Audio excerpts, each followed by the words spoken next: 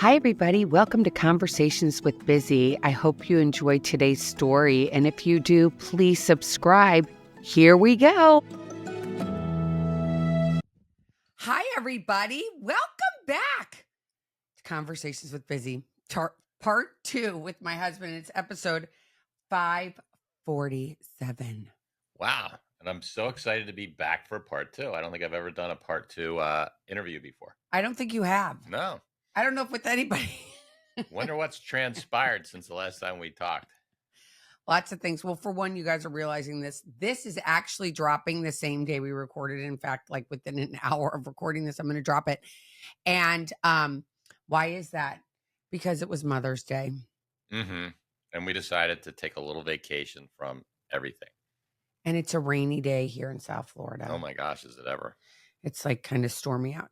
But unless we digressed. And I think that it's so interesting because this is, I love that we're at part 2. We were talking about spirituality, parenting, and faith in daily life and Christianity and all and Catholicism and religion and God and vulnerability, masculinity, blending families. And I want Wow, when you say all that stuff, I'm like, I really want to listen to that. I don't think I remember it. Well, people, I've gotten great response. I have to tell you that. Congratulations. We don't really ever talk about the response because I don't know, we get into life and life gets lifey. But I want to say thank you because so many people have loved our conversations. Sure. So it's so much fun to be on this with you. Isn't it fun? I love it. Really That's why I like having you on at least once a month. But this month, you guys get 2 doubleheader. You get a doubleheader. So here we go. I'm going to go and we're going to go into something we have not ever talked about on air. Really? Together. And what would that be? That's like family and estrangement and Mother's Day. And from a dad's point of view, for the people that are out there that don't have a great relationship with their families, and you have to deal with a wife that has these expectations that aren't met. And then I get into, like, let's say maybe a bad mood. I don't know if you'd say I had a bad mood yesterday, even though I was in my nightgown almost. I did go to church to hear the gospel and then I left because I just couldn't take it anymore. Because I was having a wah party. As a husband, I would never say you were in a bad mood. Because you're smart. Well, I don't know how smart I am, but I've learned that much. So tell us was it for you going through a holiday that you told me 870 times to Sunday that it was actually a Hallmark holiday? What was that like for you dealing with moi? Well, for the most part, my expectations were pretty much met. And why was that? Because I expected that, okay, it's Mother's Day. We've done Mother's Day like this now for like 3 or 4 or maybe 5 years. But, so, I knew that it was going to be a hard day for my wife, difficult day for her. And sure enough, it was. I don't think I need to say any more than that. So that's why my expectation was met. I know it's going to be tough. 5 years because. Well, I mean, okay, your youngest graduated high school in 2018. So that was 7 years ago. And I can't remember the last time he was around physically here for Mother's Day. I don't know. It's been a while. It's been at least 3 years for sure. And maybe during COVID. Might be longer. Yeah, well, that was. I think it might have been COVID. That was 5 years ago. So yeah, so I don't know. I guess it might have been COVID. But it's just these holidays are all kind of the same. All the like it's not even a holiday. Like I told you, it's just an excuse to sell cards and make people go out and buy lunches and flowers, and so it's good for those people that are in that business. And and it is nice to, the theory of it, it's great to have a day to honor your mother, but like everything like that, it's like, is it life or is it life on Facebook, right? Everything looks so great on Facebook. Even though you don't have Facebook. No, whatever. I don't, I just hear about it. Like, oh my God, look, they're with their people and they're with these people and blah, blah, blah. And so if it's not what you think it's supposed to be, which is a Hallmark / Norman Rockwell painting, and it probably isn't for most people, then you're like, oh, well, my life's falling short of everybody else's life. Yeah. Which is not the case at It's all. so crazy because now, of course, giving myself, 8 hours that I slept, I think. Probably not, but we'll pretend like I did. And We look well rested. thank you. Uh-huh. And realizing, like, when we were sitting outside last night after dinner and we were talking, and I was like, it's kind of like Valentine's Day, Yeah, it's the same kind of holiday. right? It makes so many people feel badly about themselves. Right. And why is that? Oh, because it's not how they think everybody else's life is. My life is not like everybody else's life. But we both know, we're both evolved enough to know that nobody's life is perfect. It may look perfect. People may try to make it look perfect, but we know it's not. And we also know that, at the end of the day, if we took all our troubles and everybody else's troubles and threw them in a basket, we would take our own troubles back. Yeah. Mm-hmm. Do you think when we first got together, did you ever imagine this part of our journey, navigating estrangement, would be so complex? No, I never thought about it. I mean, when I we didn't first got either. together, you had 3 kids that were in middle school and high school. I had 1 kid that was in high school, and I had another kid that was not sure what he was doing at that point. So yeah, I never thought that it would be, I never thought about estrangement, which is really, I have to say that's like a solid, sad issue for you. But I never thought, 3 years ago, I never thought that you would be going through the problems that you're going through. I just, didn't seem like it. What emotions come up inside of you when you see me hurting because of this estrangement? Well, I genuinely have empathy for you. I mean, I know you and I love you, and I know how painful it is for you. I mean, it's terribly painful. And I wish I could do something to help, and there's nothing I can do. And I try to do something to help. And then honestly, part of me is like, okay, this has been going on for a while, so like, whatever happened to, like, well, it is what it is, and just like move on with your life. But I think that's definitely more of a male a viewpoint than it is a female viewpoint. Why is that? Why are men so easy to go click, it's off, and women like carry it around? I remember one of my children looking at me, and I had been carrying something, and he said to me, he goes, "Why are you still carrying that, Mom? That's so weird. I let that go like forever ago. Why are you still holding on to it?" And he had already let it go. It happened. It dealt with his life, not even my life, and I was worried about it still. And he was like, "Mom, it's over. Let it go." And I think it's interesting that men can just go click on and click off, where women are like, oh, we have to hold it, we have to nurture it, we have to stare at it.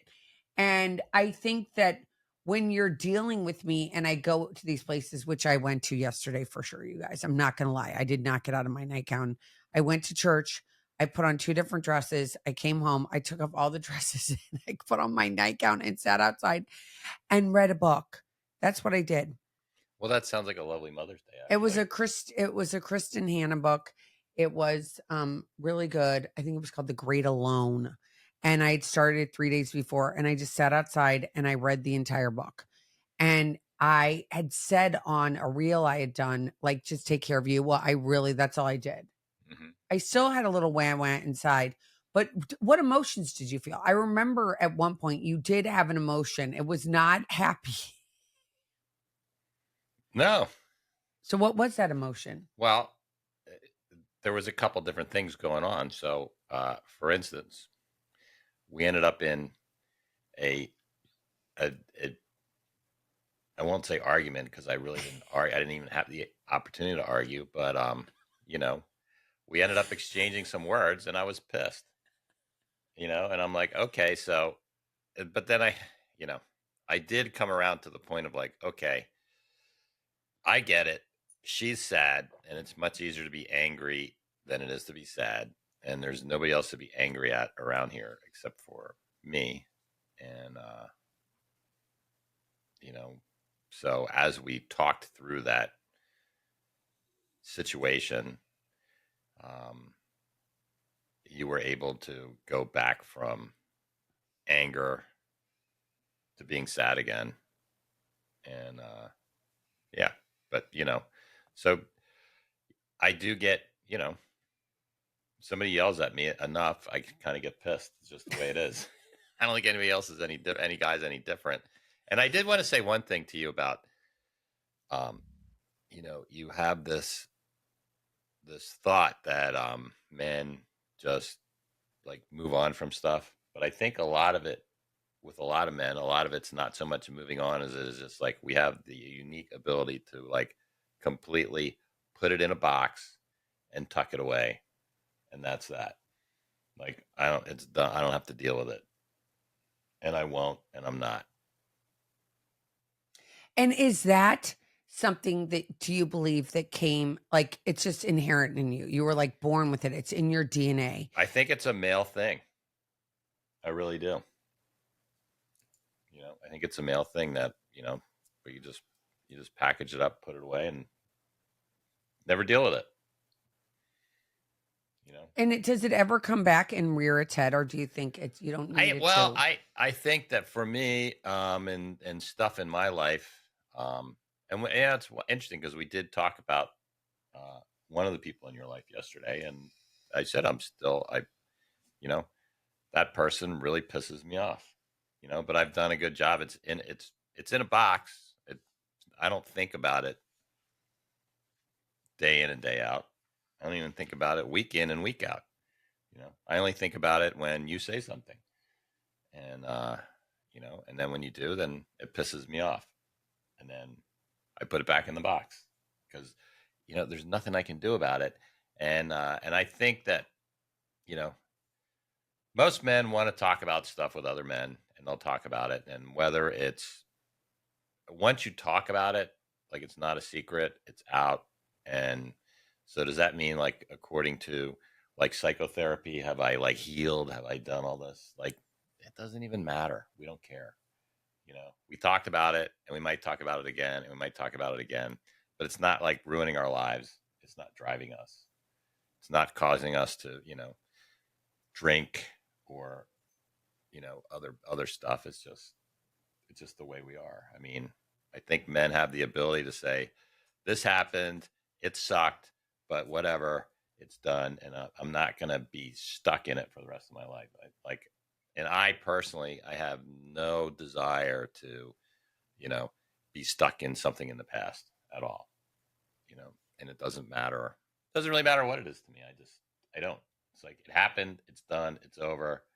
It was unpleasant. It was whatever it was, but that was yesterday, and I'm in today, and I'm looking forward to tomorrow. I'm not looking forward to going back to yesterday again. And so I see that I think it's especially with children and women, and we will never know as men what it's like to, like, carry a life inside of us and then deliver it to the world. We'll never know. So we'll never be able to even, I mean, I can't even empathize with that. I have no idea what it's like. I mean, the closest I can imagine is like, that scene in the original Alien movie when the thing like jumps out of the guy's body. I mean, it's like, whoa, you have something inside of you. We just can't relate. And I think that um, connection is incredibly strong. I mean, there's definitely a connection to that. Now, I've been a person that has come into the world that way. And, I know for me, I'm 63 years old, but I still have, like, what do I love to do every day? is go in my pool, right? That's because I was swimming around in that stuff for 9 months. I swear that's it. That's my I love connection. that. And so I can feel it that way. And so I can feel like what my relationship was with my mother. And a lot of the ins and outs and all the stories. But I think it was kind of news to you yesterday that when it was Mother's Day, when we were around, which was a lot, we always spent Mother's Day with my mother. Like that's just what you did. And you know and was it for me, was it for her, I don't know. It's just sort of a sense of duty, but I came from that woman, so I would say that the person who could be spending Mother's Day with their mother or could pick up the phone and call their mother and chooses not to probably is feeling a lot worse than you are. And if they're a man, it's just in a box in there somewhere, and that's that. So they'll take a peek at it and then just close the lid. But I would venture to guess that that's the fact. Why do you think that estrangement is so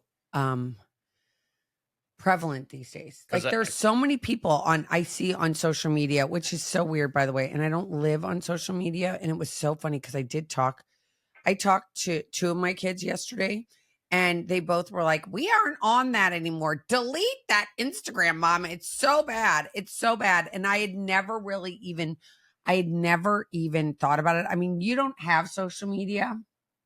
No, I don't. No. I get social media vicariously through. Like, can you turn that down, please? I'm watching TV.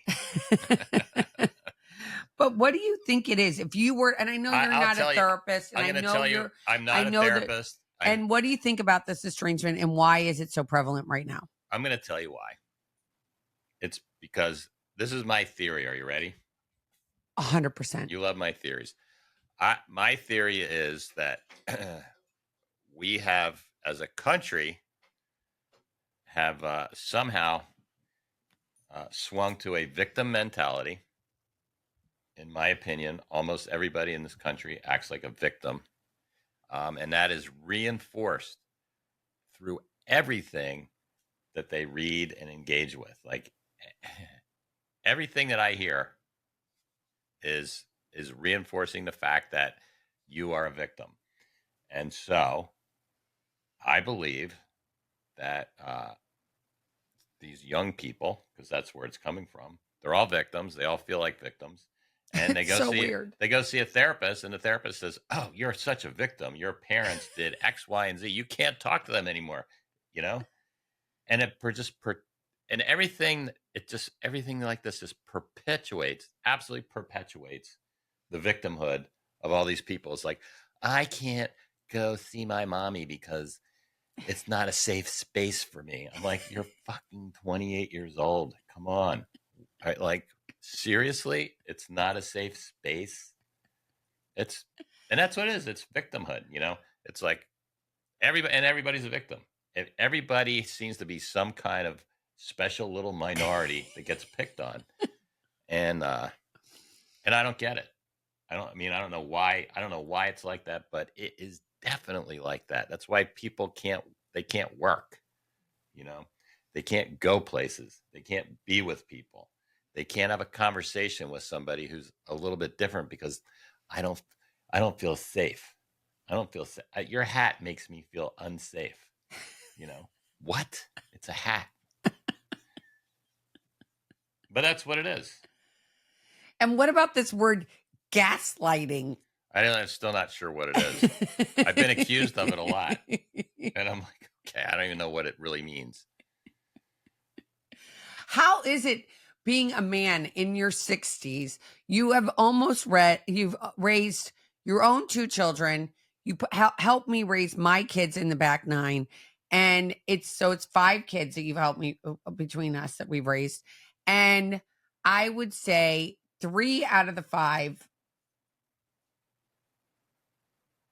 Yeah, well, my opinion of my kids is, I love my kids. My job was to get them to be independent human beings.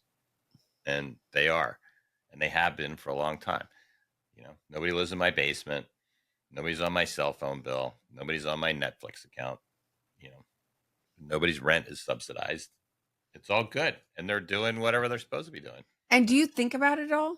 But like you might not see them or talk to them, Well, I think about my kids. Sure, I think about them every day. but it's okay. Like you don't have this longing like women do. Like, No, oh my it's just a gosh. thought. It's just a thought. No.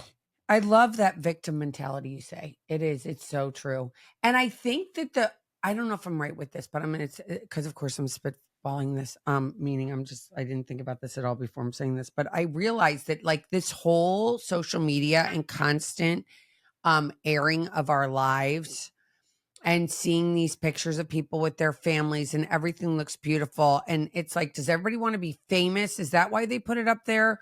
Two, they feel less than. So they're hoping that somebody sees it and says, oh, that's so great. And now they feel better about themselves.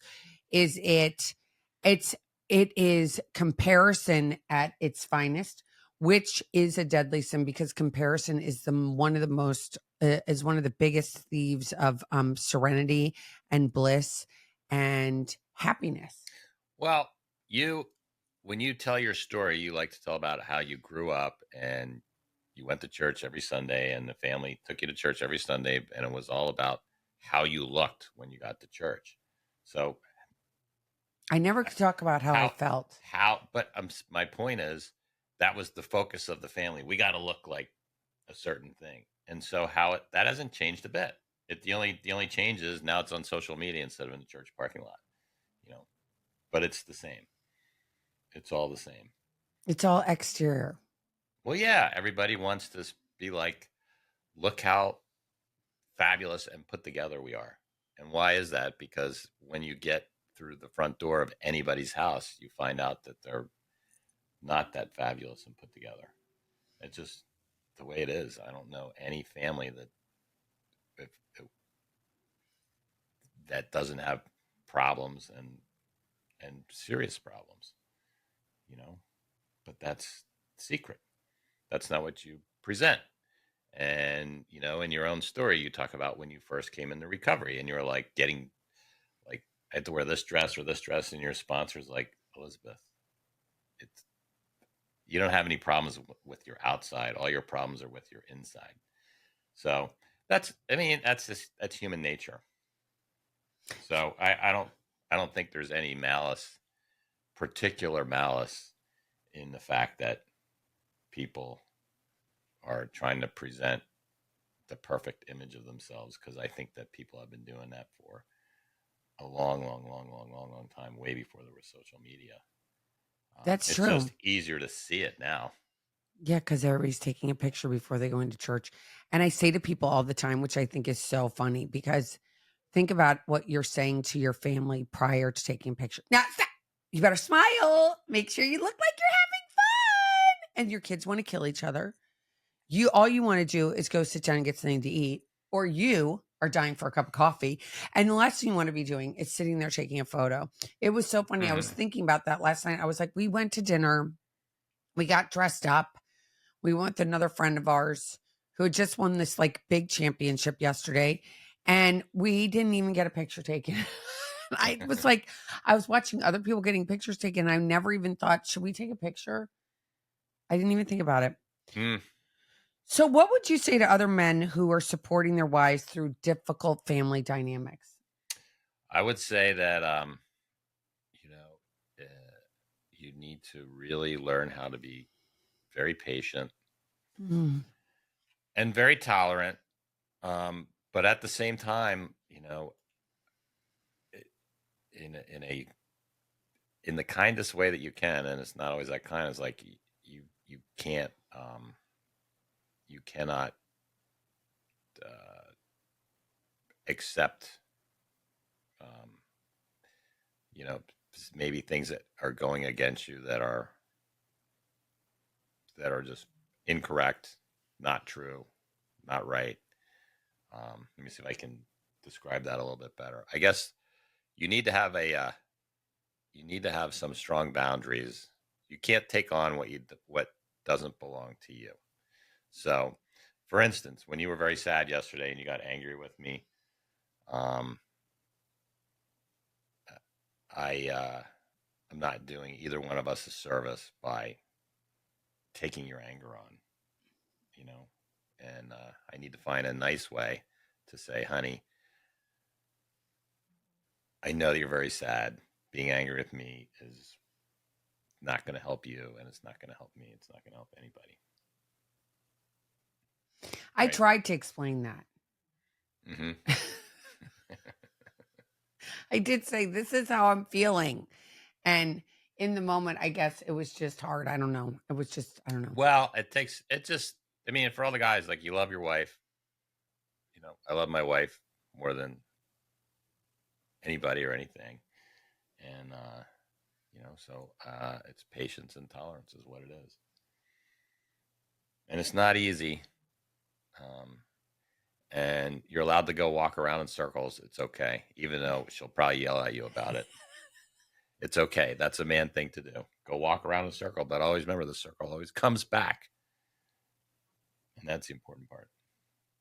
It's so amazing. I've loved this.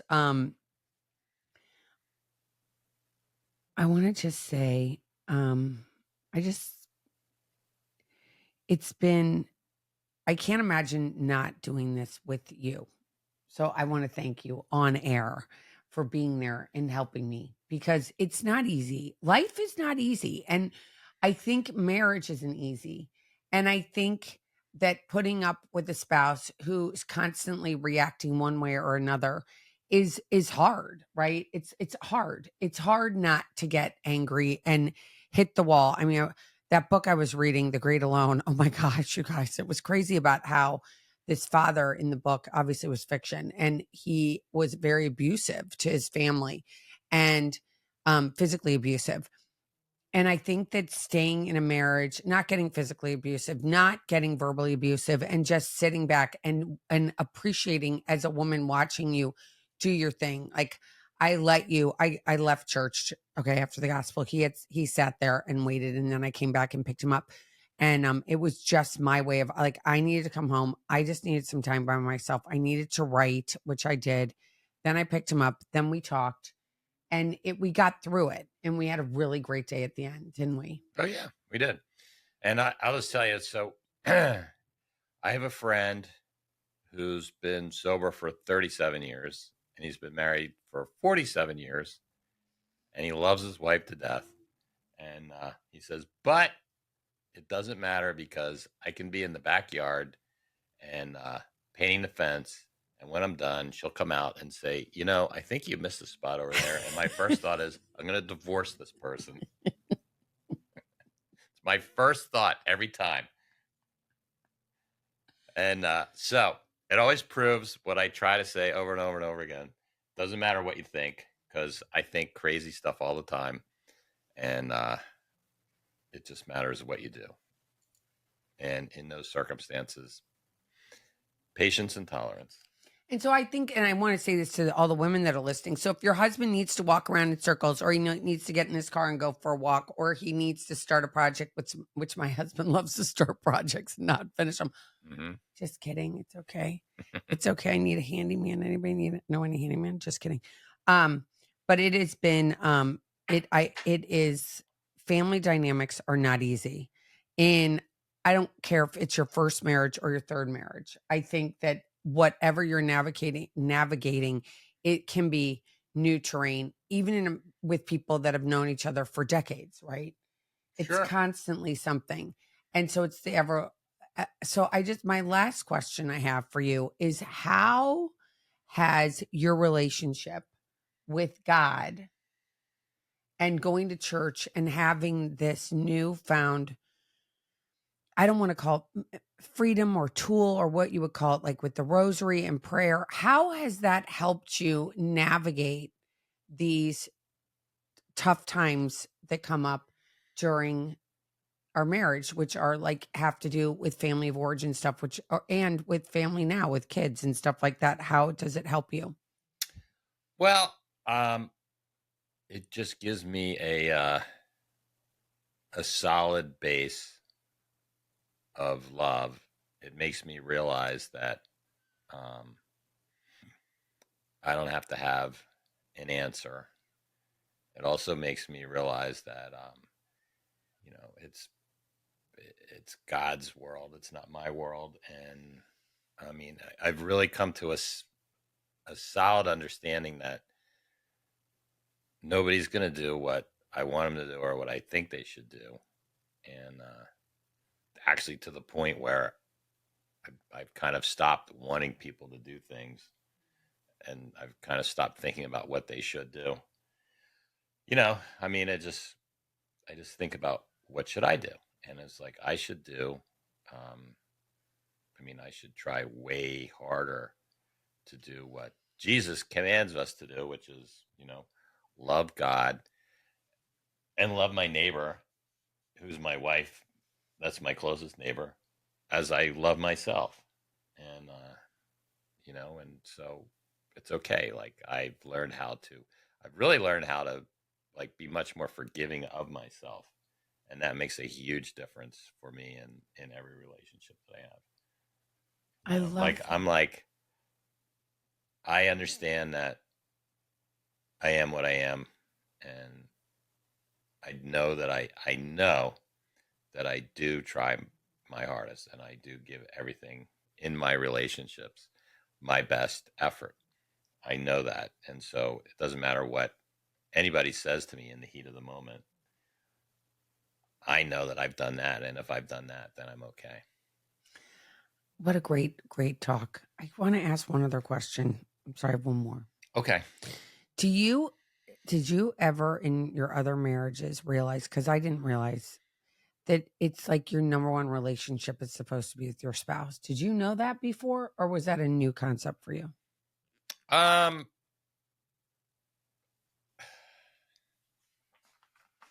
It was definitely a new concept for me. Okay, with that, we're not going to go on anymore because I just see the time. You know what? Okay. Will you come back? Well, let's see. I don't have to travel very far. So sure, I'll come back. Please come back. Uh-huh. And I'm going to be so grateful to have you on. Okay. You guys, if you want to reach out with questions for my husband, you can always reach me at elizabeth@elizabethchance.com, and I will forward the messages to him directly. And you can send me a message and say, can you send me his email? And I'll do that. I don't know if you want me to put it out in the universe right now. No, if somebody wants it, you can give it to them. Okay, so elizabeth@elizabethchance.com. Please subscribe. If you like what you've heard today and you want to hear more, subscribe and wherever you're listening to your podcast. Sounds good. And I'm a subscriber, by the way. You are? I am. But I don't listen to myself. You barely listen to me anymore. I think it's too much. If it's somebody really interesting, I do. Yeah, like yourself. No, you don't find yourself interesting. And I do realize that the emails, if you're getting my emails and you press the button to go listen to the podcast, it's not working. I know I need to figure that out, which is on my to-do list. Well, that's enough from us. I have a wonderful guest that I'm going to be dropping on Monday. He is newly Catholic, just got confirmed, and has almost 3 years of sobriety. So tune in next Monday for that. And then on Wednesday, don't forget, you get me solo. Right. So I look forward to that as well. So again, thanks for listening, you guys. I love that you guys are here and sending big hugs and love. And just know you are not alone. Take care, everybody. Talk to you soon. Bye. Thanks, honey. I love you. Love you too. Give me a kiss. Mwah. Love you. Thanks for listening to Conversations with Bizzy. I hope you enjoyed today's show. If you did, if you could subscribe, that would mean the world to me. And follow me on all social media. And you can also get my newsletter every Friday morning into your inbox. Just go to elizabethchance.com and subscribe. Take care.